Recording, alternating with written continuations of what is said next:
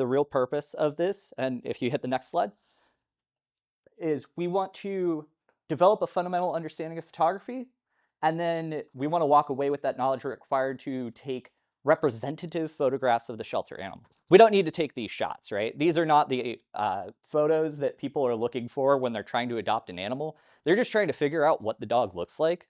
They're trying to figure out a little bit about its temperament, but also that's the initial impression, right? So first thing they see is the photo, and the next thing they see is the bio.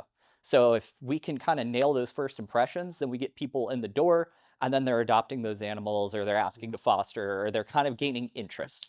And then it also improves kind of the view of the organization that's taking the photos as well. Because if you have good photos, you have good bios, people think like, wow, these guys really know what they're doing. I want to work with them. And then the rest of the process is kind of smooth from there because they already have that initial impression. Like, hey, they're professional. They know what they're doing. I'm taken care of. And then it's just easier to deal with people after that because they already think that like you're the pros, which you are. All right, so this is kind of what we're going to go over. We're going to talk about how a camera works. We're not going to go too much into the nitty gritty, but it's just to give you the background of why your cell phone is actually going to be better than this camera rig, especially when we're talking about indoor photos.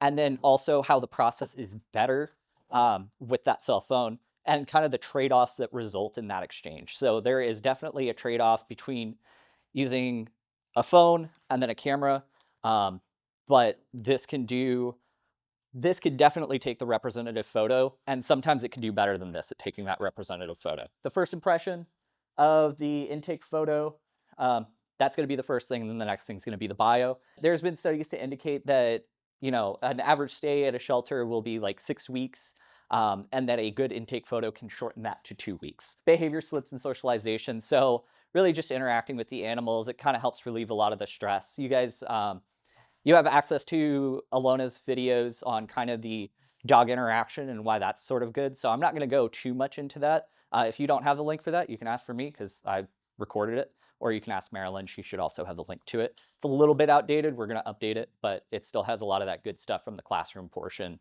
that goes over the importance of kind of that socialization, how it de-stresses the animal, results in a better interaction, and then you get more adoptability out of that. And then behavior slips. If I'm going to bring a dog into my life and I'm going to have it there for 10 years, I want to know, like, okay, is this dog going to eat all my cats? Because if yes, then my cat problem's taken care of. Just kidding. I love my cats. So this has a 35 mil sensor on it. It's light sensitive material. Usually you want to keep this thing covered at all times. You don't want to have like dust on it. What happens is there's actually a, let's see if it'll do it. So I don't know if you could see that. You could kind of hear it, right? That click, that is a shutter actuating. So basically it covers the sensor and then it opens it for a certain amount of time. And that sensor is receiving light data. That light data is the pixels, or the megapixels is, you know, most cameras are measured by, that camera is taking in, and that's actually what creates the image. So this is a 35 millimeter sensor, and then my phone has, and your phone probably has about a 1/4 inch sensor. So this can gather a lot more light information than the phone can, which generally means better picture. Now, there is a thing about phones, they'll advertise like really large megapixels. Like I've seen a 50 megapixel or 200 megapixel sensor. The way that they do that is they actually gather the megapixels and they do a technique called binning. So that way they can legally say it has that number of pixels, but the pixels are basically downgraded to essentially a 12 megapixel camera. But there is an advantage to that smaller megapixel count, is that it actually requires less light to develop an image. And then by averaging the pixels, you can use computer algorithms to figure out what that image is supposed to look like in worse lighting conditions. So in this room, if I took a photo with this camera at a high shutter speed, I wouldn't see anything. But with my phone, I would actually be able to see roughly what I'm seeing right now. So that's kind of how that works, because this has a 61 megapixel camera. This has an effective 12 megapixel. So I need less light for this one, even though it's a lot smaller. Exposure triangle, you're not going to be tested on this, don't worry. But there are basically 3 things that go into this camera. the aperture, the shutter speed, and the ISO. ISO is basically like a gain knob. You turn it up and down, and that increases the sensitivity of the sensor that we already talked about. The shutter speed, that was the thing that closes and opens the sensor. The faster that shutter speed is, the shorter that sensor is exposed to light, so the less light that sensor has, but the more it freezes motion. And that's an important thing when we're talking about the dogs, because the dogs are always moving. So you want a really high shutter speed. You don't necessarily control the shutter speed on your phone, but if you notice you take a photo in like low light condition and your cat moves a little bit, I have cats at home, so that's what my reference is. The picture always comes out blurry. That's because your phone is compensating by raising the shutter speed because of the low light situation to try to capture enough light to get an image. So the way that you tell your phone, like, hey, I want a high shutter speed, is you actually just raise the light in the room. And pretty much everything is related to the amount of light that you have available. Generally, the more light is better. We'll get into hard light and soft light a little bit later to explain how that's not always the case, but generally that's good and that's better. Aperture.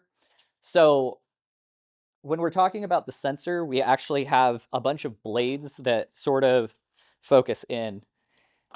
And so when you see this lens, you're not going to be able to see it very well. You see like this big glass. So we'll actually kind of close and open the iris, just kind of like your eye, right? When it's open, it's because it's in low light, and when it's really bright out, your pupil gets really small. The camera behaves exactly the same way, and it actually affects the depth of field, which is that if you see like professional photos, you'll sometimes get like that bokeh effect in the background. That's what causes that. So there's actually like a thin depth of field is what it's called. And when you have it really open, your depth of field gets thinner. So in low light situations, you actually only have like a thin sliver of the image that you can get in focus, and then the rest of it gets a little bit blurry. So you might have a dog's eye in focus, but your nose and your tail will be completely out of focus. That's a limitation of this sort of camera. Your phone doesn't have that, but that portrait mode on the iPhone, it kind of replicates that. Speaking of light, hard and soft light. So hard light, small intense source of light, we're really talking about the sun when we're outside. The sun is 93 million miles away. It's got very, very tiny light source, but it is 100 times brighter outside on a cloudy day than it is in a well-lit room. We don't really realize that because our eyes do a really good job of adjusting to that. Our brain kind of has really good software for dealing with low light situations. Cameras don't have brains.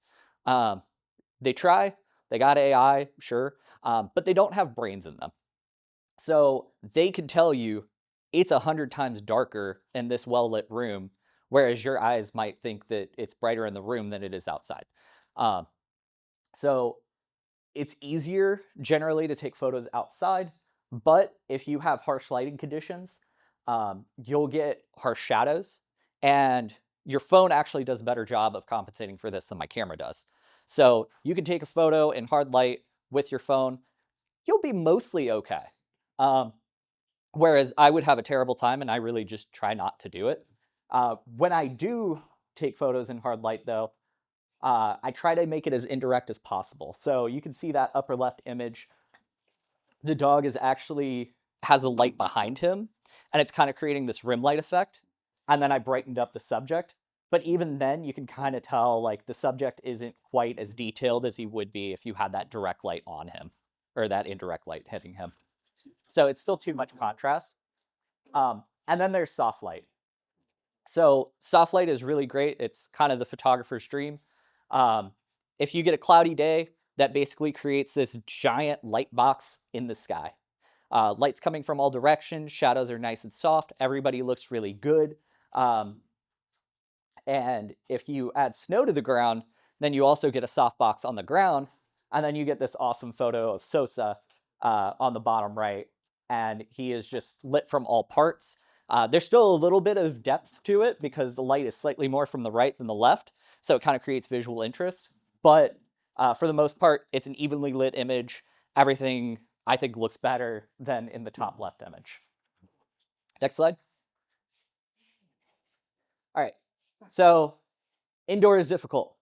The way I do indoor is basically I'll take a flash, put it on my camera, bounce it off a wall, and then hope that the photo comes out well. Um, this was a product shoot that I did inside somebody's home. We were doing them all in people's homes, and so we were trying to figure out how best to do it. Uh, it was fun. Um, but that's sort of the limitation. For the most part, like we're trying to do things simple, right? We're trying to do it with our phone. So we're not going to take big bulky flashes, big bulky cameras, lots of lighting equipment. Also, dogs move around a lot. This is a trained dog. This is her dog. This isn't, you know, whoever just came in, whoever just dropped off. We don't know if it's reactive, right? So we want to make sure that everybody's safe, and we want to make sure that we understand how to take those photos in a way that's also safe for us, right? Okay. And then the intake room, I actually just repainted it. And we'll kind of see what that looks like. It had yellow walls. One of the problems with yellow walls is if you have colored walls, the light will bounce off and reflect that color. So if I did this bounce flash technique on a wall that's yellow, everything looks yellow. Green walls, blue walls, same thing. And it's very difficult to undo that process. Um, so the walls are now white, and that also gives the light more bounce off the walls too. So it's a little bit easier to get appropriate lighting in there. I also bought a couple of lights. I'll install them in that room so you actually have more light. I'll bounce it off the walls. And so that way you could go in, it's a well-lit room, you take the photo with your phone, it's not blurry, the dog looks good, right? And then that's super easy, right? Turn on some lights, snap a photo. All right, next. And then, okay, there is a quiz. Which photo do you think was taken by the phone, and which one do you think was taken by the camera? Nice. Nice. You guys got it right. I would have gotten it wrong. Cool. I did not prove my point very well. But that picture on the right looks pretty decent, right? Like it's not, you can't really tell the outlet. Yeah, the colors are a little bit distorted. So that's the importance of the light and why the sensor is so small. So we're going to improve the lighting in that room. The lights I got originally just weren't powerful enough. So cool. All right. So this is kind of the shape of the room. I think there's actually a table that got moved back here. So hopefully I'll be able to put the light kind of where that is. This is a diagram. I'm not a graphic artist, so this is roughly where you would stand. This is the door as you walk in.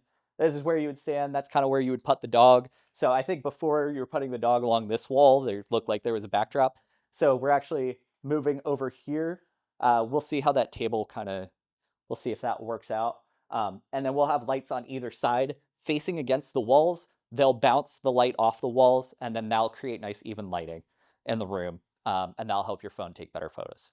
So that's just kind of the general idea, and that's why we went over the background, so that way when I show you this diagram, it's not just complete nonsense. Does that kind of make sense?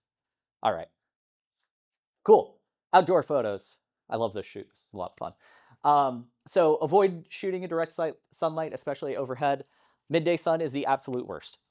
There's pretty much no way around it. It comes straight down. It creates, like your brow creates a shadow, and so it creates a dead-eye look. It's unflattering for people, and it's unflattering for dogs. Like it's just not great light. The way that you avoid that is seeking open shade. So that's really difficult around here, especially in the summer. But thankfully, the trees have bloomed a little bit. So you can seek shelter underneath a tree, and your photos will turn out well. So if you're walking a dog and you're like, I know this dog needs a better intake photo, take it outside. I think that's going to be the best photo. Any photo that's taken outside, usually the dogs are a little bit more comfortable. They're a little bit more relaxed. They're getting a walk. I mean, like that's when I feel my best, right? Not when I'm just like kind of in my room, just woke up. Oh, okay. I just ate in here, right? So yeah, if you're outside and you see your dog and it's looking cute, take a photo underneath the tree or take it in the shade. And we'll kind of go over like composition a little bit later on like where exactly you should take it, but try to get shade. During the winter, I've actually found those trees over on the south side to be a really good background because the sun's lower in the sky, it's towards the south, so even in the middle of the day, you'll still be able to get enough sun. So that's just kind of like the physics of where we are and what I've learned shooting in all seasons around here. Overcast is amazing.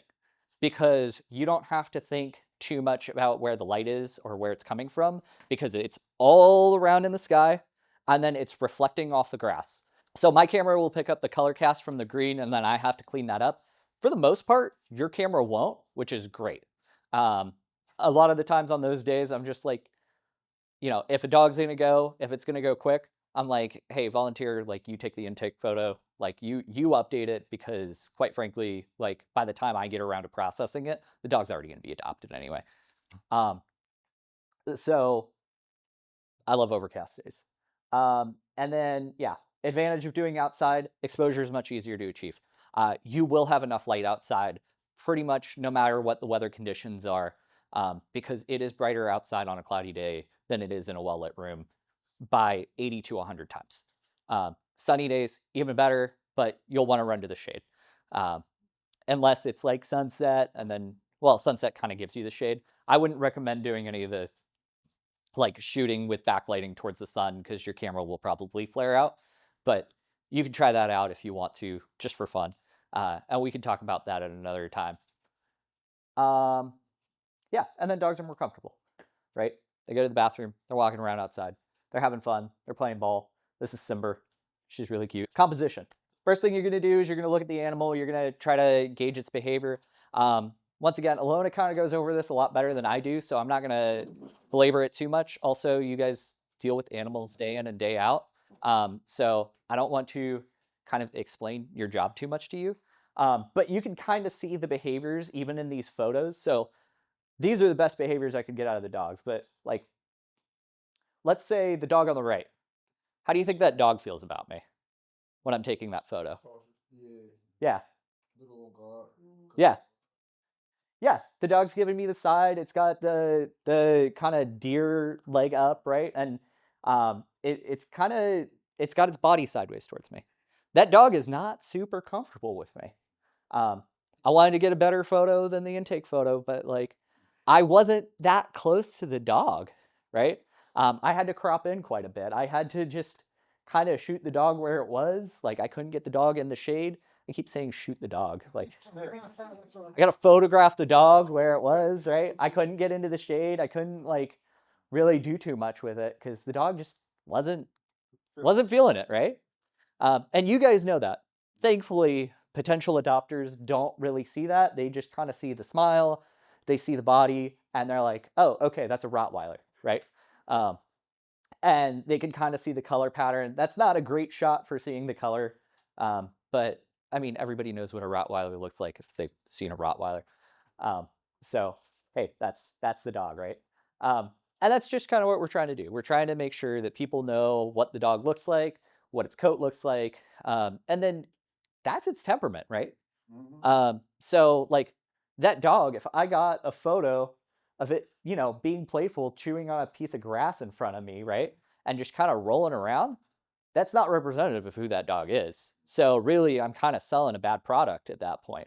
So sometimes the dogs are shy and they look shy in the photos. That's actually a good photo because it's representative of the dog.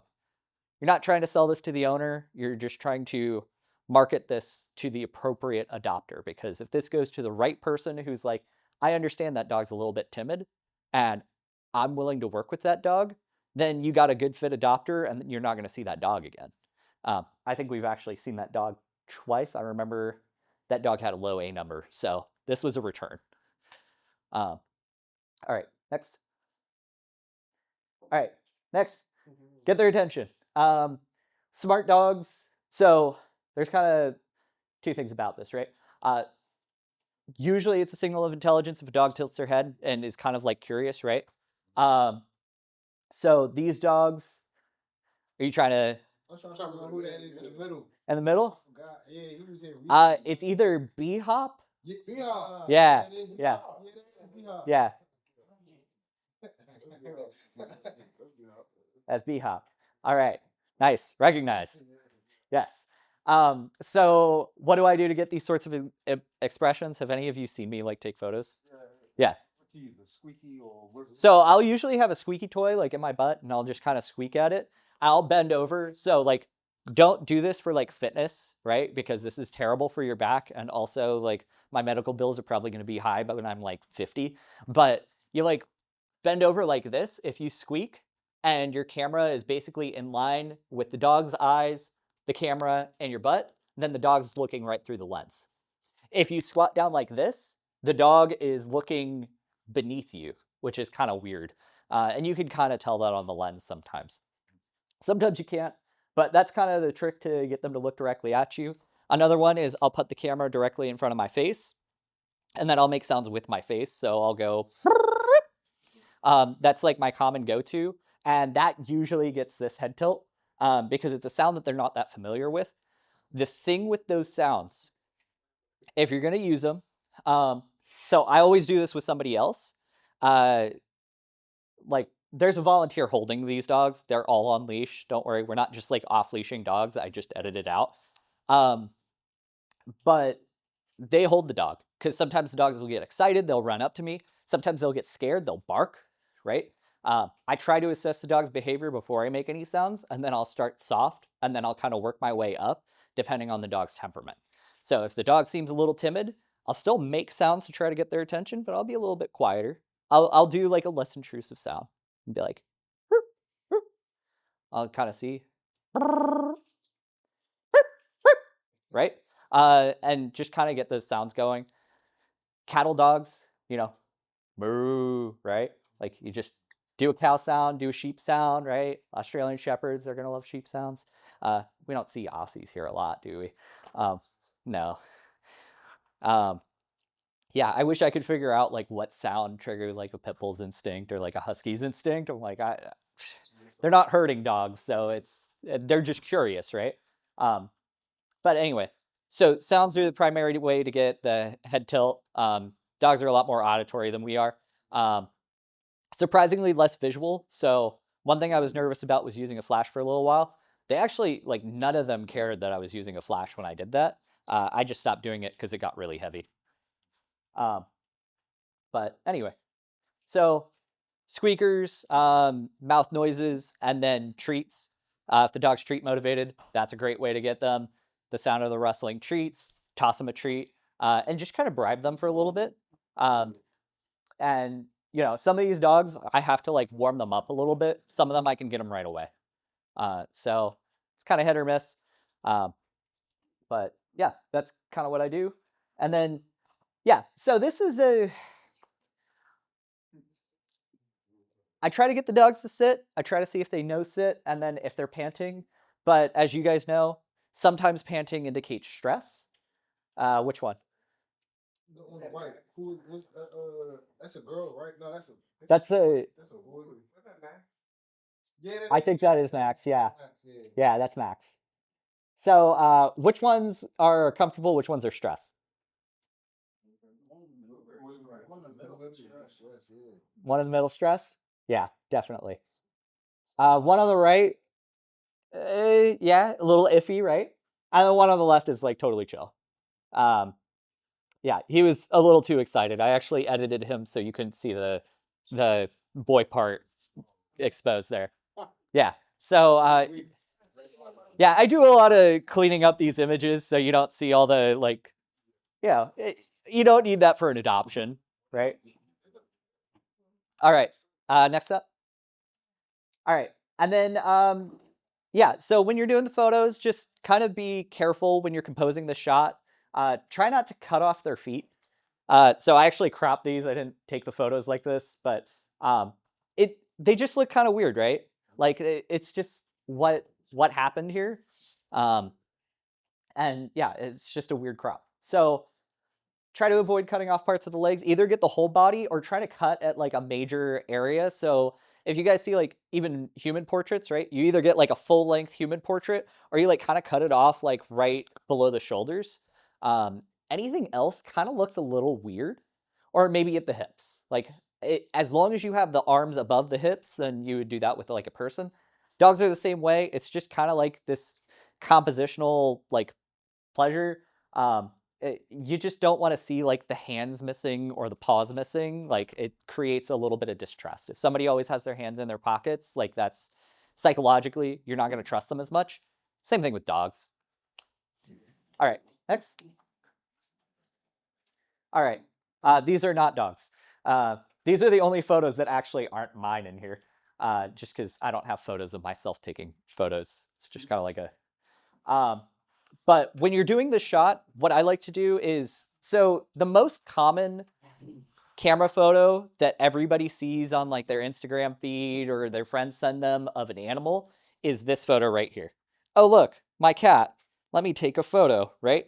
And then you see that cat from this angle, but you see that from that angle, right? And that's like, 20 degrees or 80 degrees downward shot, right? It's not a great shot. It's just kind of like a okay, cool. And every animal kind of looks the same. Like dogs are going to be mostly nose, and you may or may not see their ears, and then you have no idea what their body looks like because their heads, especially with like the pit bulls, right, the blocky-headed dogs, you're not going to see anything behind that. So it doesn't give you a good idea of what the animal looks like, and it's sort of easy to kind of like scroll by on social media, or it's easy to kind of like dismiss it on a website. Like it just doesn't, it's okay, but like it's not the favorite photo. So one thing that pet photographers do, and I strongly recommend, is you can take a knee and try to get eye level. Um, if it's a smaller dog, like I get on the floor. Um, if your flexibility is not so great, right? If that's uncomfortable, I actually discovered that your phone, if you take a photo like this with your camera, your phone will auto rotate that photo for you. And so that photo is the right way. I didn't edit that. And I just took that upside down. So most modern phones will actually flip the photo for you if you take the photo upside down. So you don't even need to do anything extra. Um, so even that will completely change the perspective that people are seeing this animal, and it'll get them a little bit more interested. Um, and that's kind of what we're going for. And it's just a little bit more representative. If you do have the flexibility and you're comfortable with it, squatting down, definitely the best way to do it because you can see the photo you're taking. You can kind of like get the framing right. But if that's not comfortable for you, just, you know, getting it right here. Or even if like the dog is a little difficult, you're doing it on your own, right? Like you're trying to hold the dog out, whatever, you get your ultra wide or like 0.5 or whatever magnification on your phone lens, right? And you can hold them out, and then you can still get that photo right here or try to take it a little bit back. So those are kind of some techniques to get those sorts of shots. Right, next.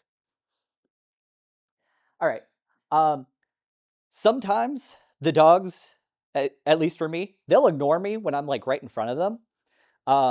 Or they'll get a little overstimulated, they'll get distracted.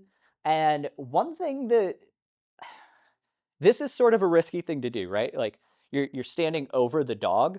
Um, you don't have to actually stand over the dog. You could bring your camera over the dog. And if you do that with like a treat, you might be able to get that top down shot.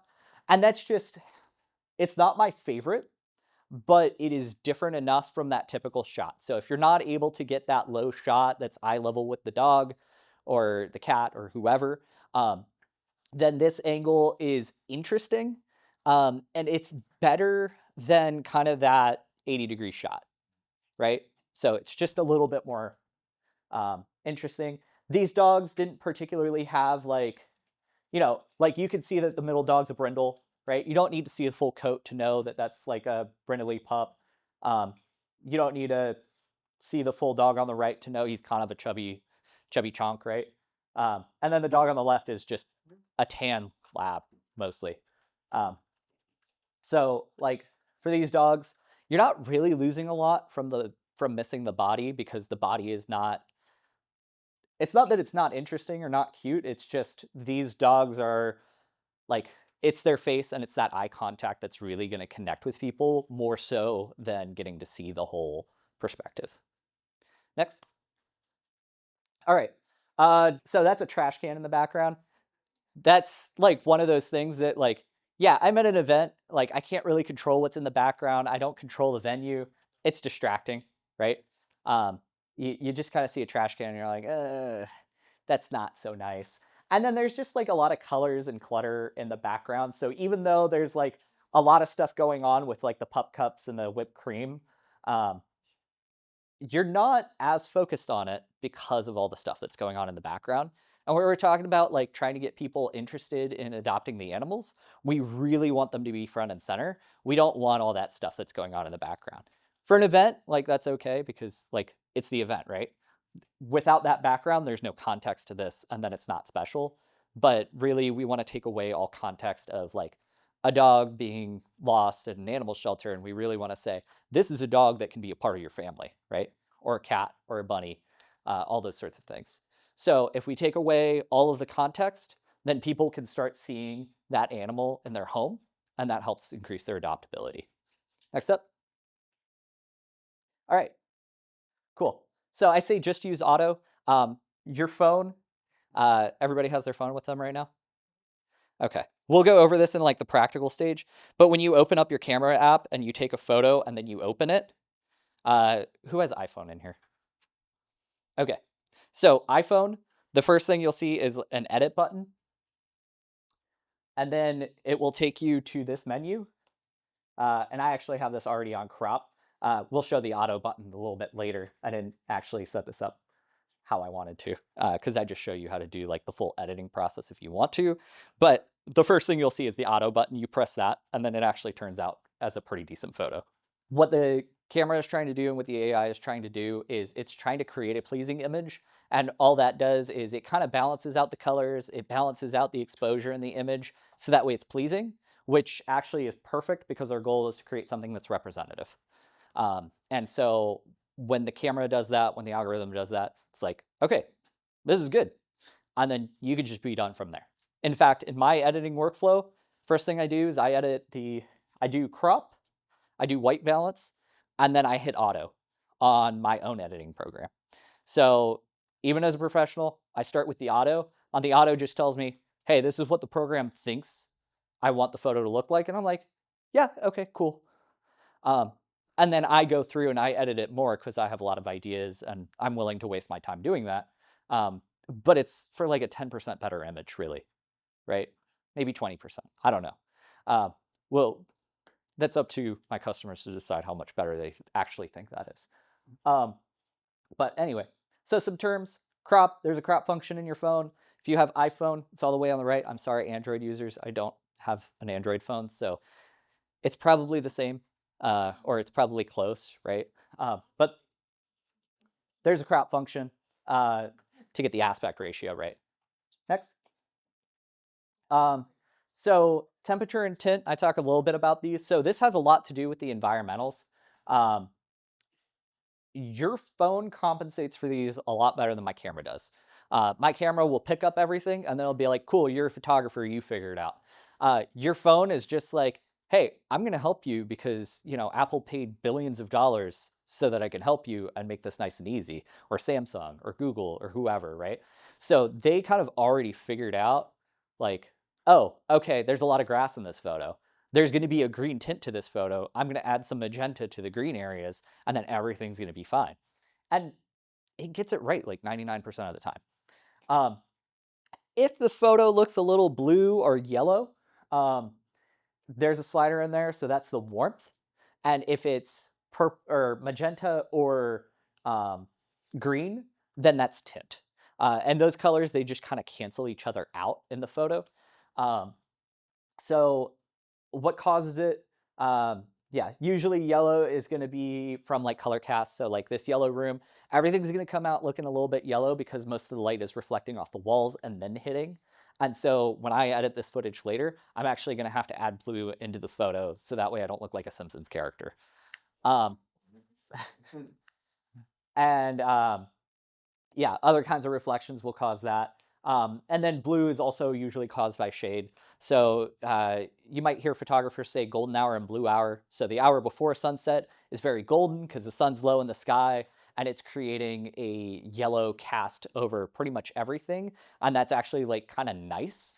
And then blue hour is that hour after sunset where everything looks really, really, really blue, actually like your shirt. I took some photos and during blue hour on accident, and it looked like I had a blue screen behind the people because the sky was in the background, and it just looked completely fake. Um, so that's kind of where those colors will come from. And then green and magenta. So green, usually grass, and then magenta, anything that's constructed. Um, so like gray and steel will cause the camera to see magenta because gray is sort of like a weird color for the camera. Like gray isn't really a color, right? It's a shade. Um, so the camera doesn't really understand that. And so it might see the magenta shades in the gray um, because it's not black or white. And so it'll just pick up a color out of that. Does that kind of make sense? Cool. Next. All right, exposure, how bright things are. For the most part, like just let your camera do the auto on this. But if you think that your image is a little dark, you bring up the exposure. This is really difficult on darker dogs. So I think his name was Frankie. He's the one that prances. Oh, Yeah, one in quiet room. yeah, yeah, yeah. You could actually, I didn't edit out the drool on him. Yeah, he's got a really cute prance. I love it.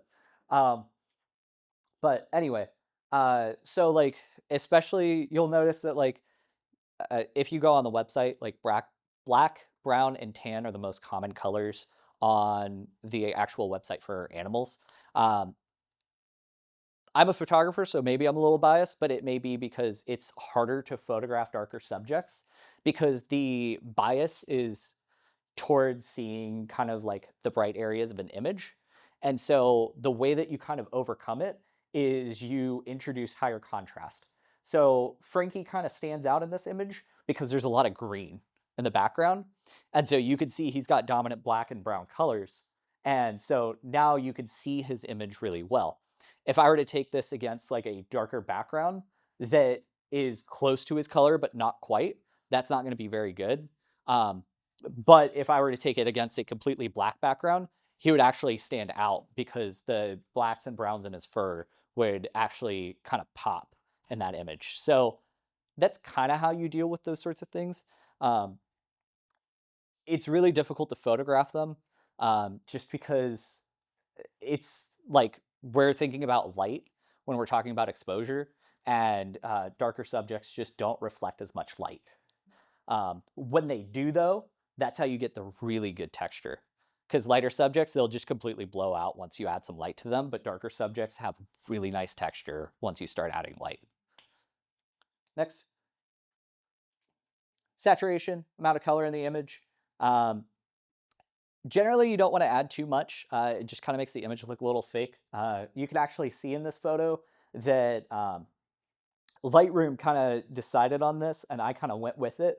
The vibrance is increased, but the saturation is actually taken down a little bit. So vibrance is sort of the midtones in the image, and then saturation is like the brightest part, or is kind of the overall colors. So that RGB, if you turn up the saturation, RGB goes way up, and then red, green, and blue will benefit the most from those, and they'll overpower your image. Whereas your other colors will kind of look a little bit more muted. When you bring up vibrance, it takes those colors that are kind of in the middle and it brings them up so that way they're actually balanced a little bit more with those dominant colors. Um, for the most part, your camera handles this a lot better than mine does, so you don't have to worry about it. But that's what that is. Next. And then vignetting. This is darkening or lighting the edges of the corners of the image. This kind of goes into like the eye is attracted to high color and high contrast. Um, so for lighter subjects, you would darken up the corners, and then the brightest part of the image would be in the center. If you create lighter edges, it kind of has a memorial look to it. Like I, I don't know if that's like mass marketing or that sort of thing, but when I see light edges, I think that like somebody has died. So I generally stay away from that lighter color vignetting. Um, and it's very easy to overdo it and kind of get like a weird 80s retro vibe. So if you're going to do it, keep it small. Mine's like minus 15 in this one. Um, but I also apply like layers of masks that actually make it less obvious where the vignetting is happening.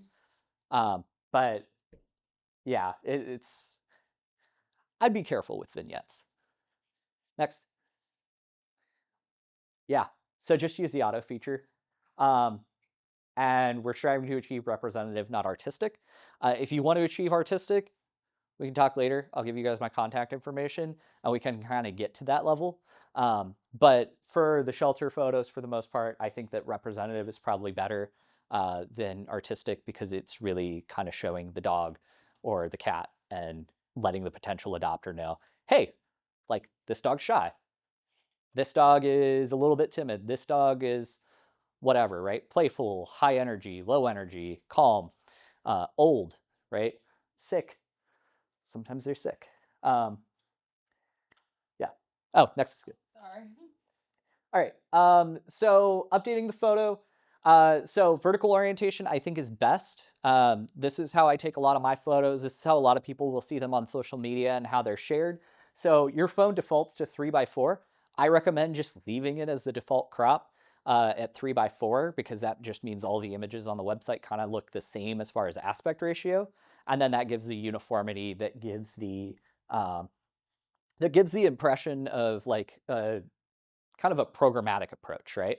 And so now the subject becomes the focal point of the image rather than kind of the aspect ratio, which can be a little bit distracting from a user experience. This is kind of what the users are seeing, right? So you see these things kind of sideways. Um, and then you also kind of see the different aspect ratios. And this is how it looks on the, like, I don't know what it looks like in Chameleon, but this is how it looks on my side. So like I can see that this photo is shorter than the one on the right. The right one is like a square orientation. I just kind of, for me, it's distracting. Um, I might be a little oversensitive, right? I'm a photographer. Like I care about those sorts of things. Maybe most people don't. But I think a little bit of uniformity, just a 3:4 vertical orientation photo, kind of creates a more professional, standardized look, which kind of adds to that whole image of like the dog, and then that really brings the focal point. I'm saying the dog totally applies to every animal. We just have a lot of dogs here. I love cats. I have 7 cats, so I promise that I'm not biased against cats. Um, and then, yeah, volunteers, that's how they do it. You don't have to worry about that because I think you guys can all just do it straight into Chameleon. I'm assuming. I don't know. I'm a volunteer. Uh, okay, cool. Next up. All right, other useful information. This is just contact information. And then just some of the rescue partners, in case you guys weren't already aware. I'm sure you guys are.